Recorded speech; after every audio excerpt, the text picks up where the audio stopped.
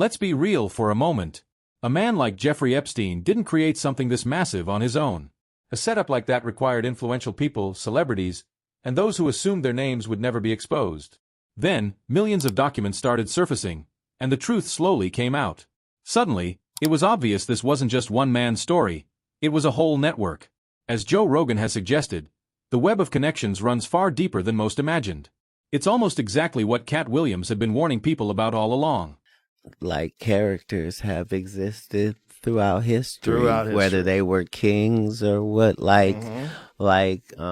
human beings are human beings universally. So everybody is a supplier.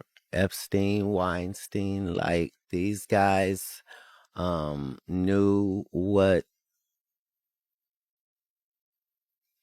these extremists liked and provided it, and provided the way for you to to have $1 billion and not create a fan. At first, some of the names didn't surprise anyone. Big figures like Elon Musk, Bill Clinton, and Donald Trump came up in talks about the files. That was expected. But then other names appeared. People nobody saw coming, like David Copperfield. Yes, the magician. Not a politician, not a billionaire, but a world-famous illusionist. At first, it might seem random, but the more you dig, the stranger it gets. Back in 2007, Copperfield faced a serious accusation. A woman claimed he invited her to his private island, promising to boost her career, and then things went wrong. The case was investigated for years before being dropped. Copperfield denied the claims and said he was the real victim. Around that time, records showed dozens of messages between Copperfield and Epstein. Friendly, personal, even playful at times. His team later said the messages were only about show tickets, nothing personal, no real connection, but the files suggest otherwise. Going through the Epstein files in October of 2007, I found this email chain. We don't know who wrote it, we don't know who it's to, but the subject says Special Master Selection of Attorney Representative. Hi blank, has the Special Master made his selection yet? Several of the girls are getting calls from their attorneys and they have been seeing all the news and are concerned. If the selection has not yet been made, may I call Judge Davis and ask the status of the decision? Thank you. Blank has not been contacted yet. Will you contact him or do you want me to do it? I'll contact him, but before I do, we'll chat. Jay was supposed to send me his comments to our proposed letters, but haven't gotten them yet. Referring to Jay Lefkowitz, who was Epstein's main attorney in the 2007 deal, and also used to work at Kirkland and Ellis with Acosta. Oh, and Bill Barr. All right, now here's where it gets weird, though. FYI, the story of the lawsuit filed by the girls in New York has made the national news. It was on Fox several times today, and it is on ABC News website. I think that may be the real reason for the delay in the change of plea. Epstein's group is concerned that the guilty plea will be used against him in the civil suit, and they want to knock that lawsuit out before the guilty plea to deter others. One of the reporters also reported that Epstein's camp had planted the false stories about girls who just sat in the kitchen filing suit in an attempt to discredit the girls. Remember how one of Epstein's victims said that they just sat in the kitchen with Copperfield? How several of the girls had similar stories about Copperfield? Thanks to one of the survivors, Johanna, we know that Copperfield was very much aware that the girls were getting paid to find other girls. And the email chain ends with, "Thank you. On another FYI, FBI Seattle and FBI Las Vegas executed a search warrant today on a warehouse owned by Epstein's favorite cohort, David Copperfield, in connection with allegations that Copperfield an adult female. Copperfield spoke with the girls at Epstein's home on several occasions, and tickets with backstage passes were a favorite birthday gift for Epstein to give to the girls. I asked Blank to contact the case agent just in case." The records suggest Epstein wasn't just some random fan in the crowd. He had direct access, personal contact, and was even described as a friend. During a federal investigation, agents asked a serious question. Was there a deeper connection between the two? Search records showed Epstein listed in Copperfield's personal contacts. There were also notes of free tickets being given to Epstein and his guests. On its own, that might not mean much, but together with everything else, it raised serious questions. Then more allegations came out. Over the years, multiple women accused Copperfield of misconduct, some saying they were very young at the time. One even claimed he asked if she knew about girls being paid to recruit other girls for Epstein. Teen women have accused David Copperfield of assault. ranging from the late 1980s to 2014, including 3 women who said that he drugged them. And I certainly didn't know this, but did you know that David Copperfield owns 11 islands in the Bahamas? And he creepily claims that maybe the islands contain the Fountain of Youth. Now, one of the most famous episodes of South Park is the Super Adventure Club one, aka the episode where Chef dies. Now, everybody always said that it was a parallel to Scientology because that's why Isaac Hayes quit the show. And no, the Super Adventure Club that they mention in that episode is not real, or were the creators of South Park trying to tell us something? Well, this episode came out the same year that Copperfield made the Fountain of Youth claim. There was also this incident in 1999 where Copperfield had millions of dollars worth of equipment stolen from him, essentially from Russia. Russian promoters he had used for this claim he owed them money. Copperfield had to use the CIA and KGB insiders to get his stuff back. And even though they only wanted $250,000, he ended up having to spend over $500,000 to get his stuff back. And then he tried to sue his insurer for not covering the cost. Now, in 2007, he was accused of SA by a woman named Lacey Carroll. That case was closed, however, in 2010 when a federal grand jury decided not to bring charges against him. If that's true, it's not just a connection, it's awareness. Copperfield has strongly denied everything. His lawyers insist he didn't know about Epstein's crimes and only found out through the news like everyone else. But doubts began to grow, especially after photos surfaced showing him close to Ghislaine Maxwell, Epstein's longtime associate. Suddenly, the story becomes more complicated. It's no longer about just one person. It's about patterns, relationships, and who knew what. Steve Tisch has also said he didn't realize the kind of person Epstein was. But that's harder to believe because many of his interactions with Epstein happened after Epstein had already been imprisoned back in 2008. Since the latest release of Epstein files that implicates more names than I can even remember. I don't think I've seen the full list, and there have been some reports on sports world figures who have been tied to Jeffrey Epstein. And the biggest name, Steve Tisch, the Giants co-owner, film producer. Emails emerged a couple of weeks ago. The league dealt with it as best they could, or at least in the way that they wanted to, which I think consists of saying as little as possible, doing as little as possible, and waiting for the storm to blow over. And I think they thought maybe it had. There was reporting yesterday from the Wall Street Journal and The Athletic with more of the details about the communications. And even though Steve Tisch's statement that he issued 2 Fridays ago said he had a brief association with Jeffrey Epstein, the emails suggest it was anything but brief, and the emails were exchanged, and the relationship started after he had already served 13 months work release, registered as the highest level of sex offender, had been sued by multiple victims of his various proclivities.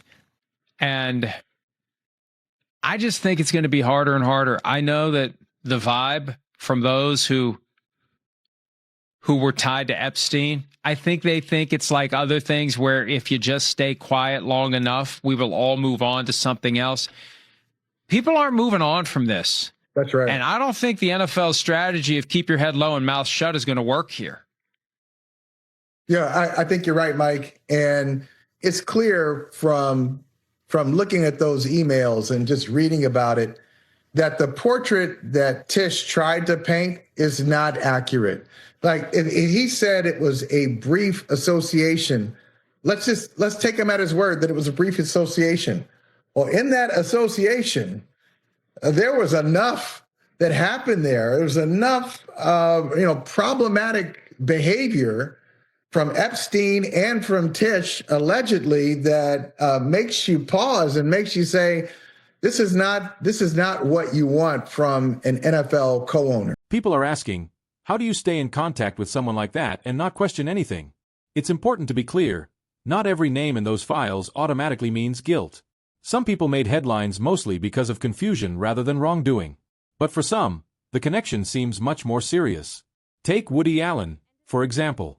He's been surrounded by controversy for years, long before Epstein came into the picture. So when it was revealed that he had a personal relationship with Epstein, even meeting him after Epstein's prison sentence, it raised serious questions. That connection brought new attention to the already shocking allegations involving Woody Allen.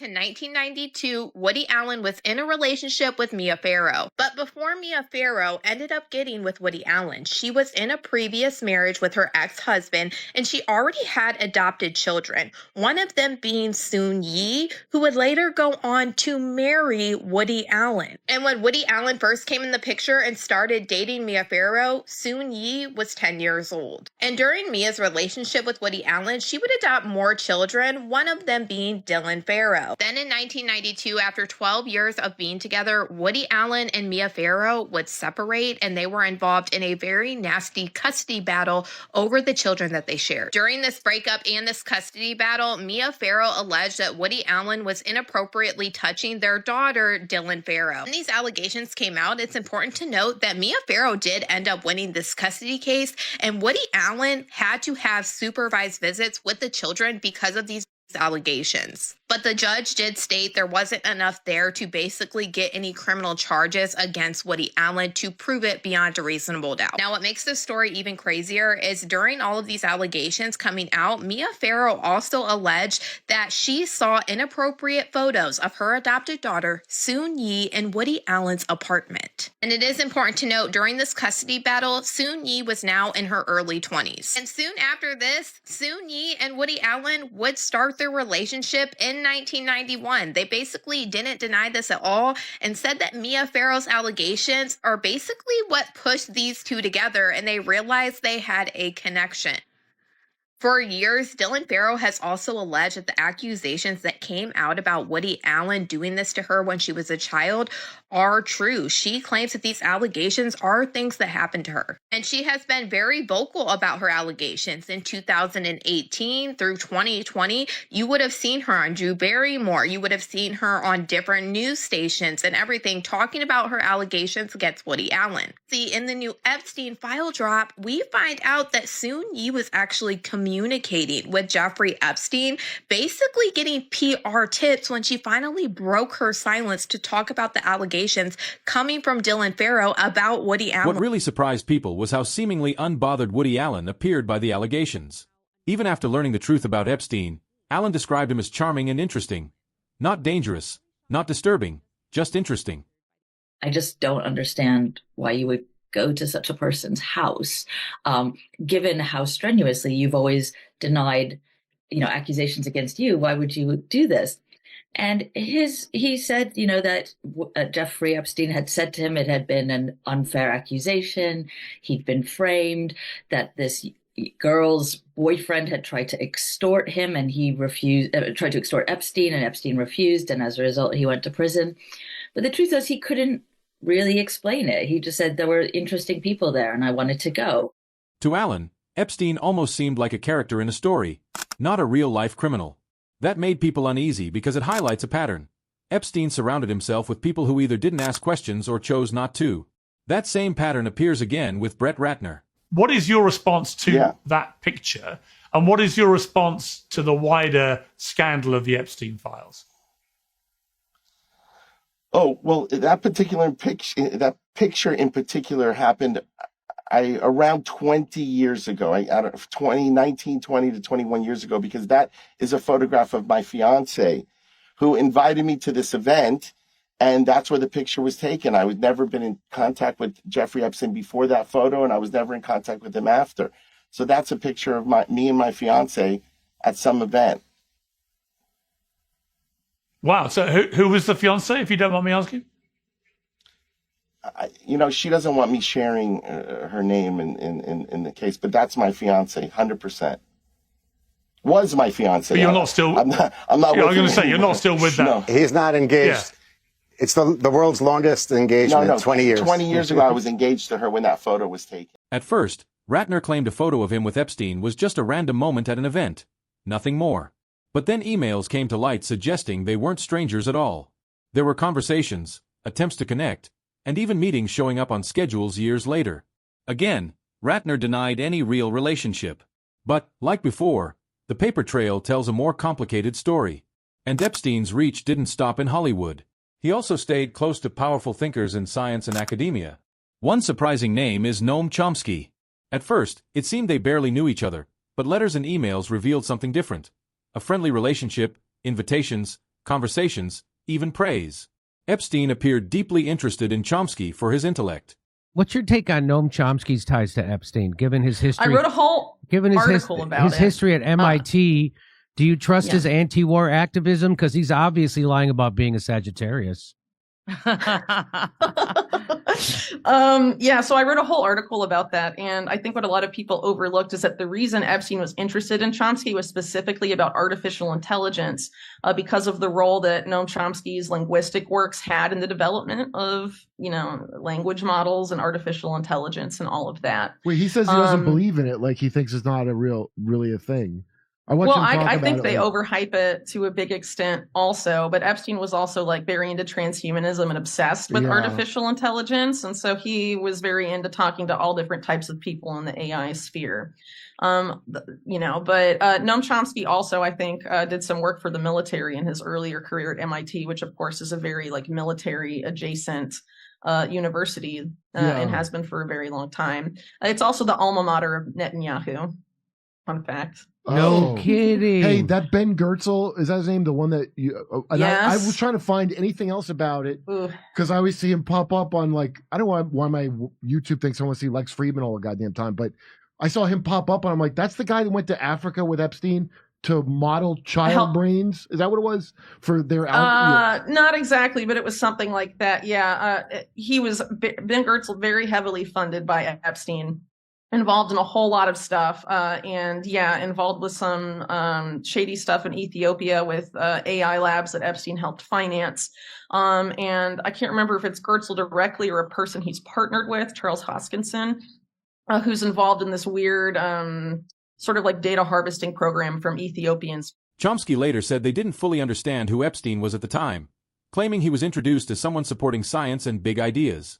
But critics point out an important detail. Some of these interactions happened when Epstein's reputation was already in decline. Again, the question comes up, who knew what? That brings us back to what people like Joe Rogan have hinted at and what Katt Williams warned about from the start. This wasn't just one man's secret, it was a network. And this network often communicated in its own coded language, some of which we may finally be starting to understand. On an episode of the Joe Rogan Experience, filmmaker Roger Avery discussed something many have quietly wondered. What if those emails weren't meant to be taken at face value? When people first read through the Epstein files, much of it didn't make sense. Strange phrases, odd requests, words that felt off. Things like pizza, grape soda, or asking someone to walk jerky to another person. At first, it sounds ridiculous, but the more you dig, the harder it is to ignore. See, the thing about the emails is, one of the things is it's just stuff written down. And so that's sort of hard to digest. What is this? What are they saying? Some of it is in code, walking over beef jerky, talking about jerky. Could you walk beef jerky over to this person? What does that mean? For all this pizza they're talking about, you never see any pizza. Right. Yeah. They're ordering pizza. I'm going to get some grape soda. It's with my cheese pizza. Yeah. And there's all this coded language and everyone's oh, that's you just have pareola. You're just seeing things where you want to see them. No, there's clearly a code. Well, that was the thing about Pizzagate. It's absolutely a code, and in fact, mundus vult decipi, ergo decipiatur. It's a long-known concept, and so in Latin, mundus vult decipi means the world wants to be deceived. Ergo decipiatur. Therefore, it is. We want to be deceived. We don't want to believe the horrors that are actually behind the veil. Well, I think with the Epstein files, people are, because of these emails that have been released, people are just now starting to be aware of the bizarreness of the code and some of the things, the facts. Let's just talk about the sulfuric acid. So this was right after he was indicted in 2018. Yeah, I got to get rid of some bodies.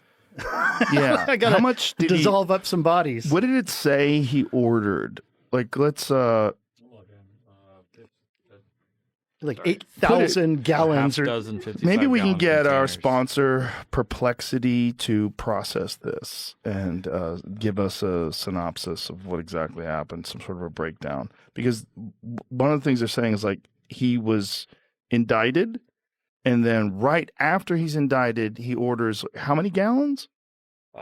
Six 55-gallon containers full of sulfuric acid. Jesus Christ. Jesus Christ. Sulfuric acid has one particularly disturbing use: dissolving human remains to destroy evidence.